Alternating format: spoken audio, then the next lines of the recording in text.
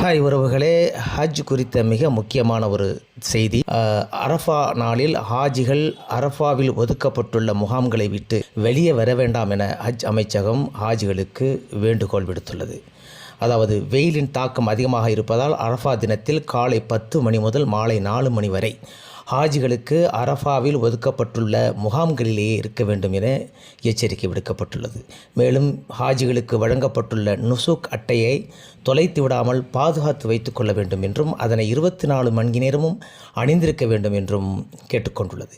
மேலும் அரஃபாவில் ஜபல் அல் ரஹ்மா மலைக்கு அருகிலோ அல்லது நாமிரா மஸ்ஜித் அருகிலோ ஹாஜிகள் செல்ல வேண்டாம் எனவும் ஹாஜிகளுக்கு ஹஜ் அமைச்சகம் கேட்டுக்கொண்டுள்ளது. வெயிலின் தாக்கம் அதிகமாக இருப்பதால் பாதிப்பு ஏற்படக்கூடும் என்றும் ஹாஜிகள் காணாமல் போக வாய்ப்புள்ளது என்பதாலும் ஹஜ் அமைச்சகம் இந்த எச்சரிக்கையை விடுத்துள்ளது. பாதுகாப்பு அதிகாரிகளால் நுசூக் அட்டை சோதனை செய்யப்படும். மேலும் நுசூக் அட்டை இல்லை என்றால் அவர்கள் தடுத்து நிறுத்தப்படுவார்கள்.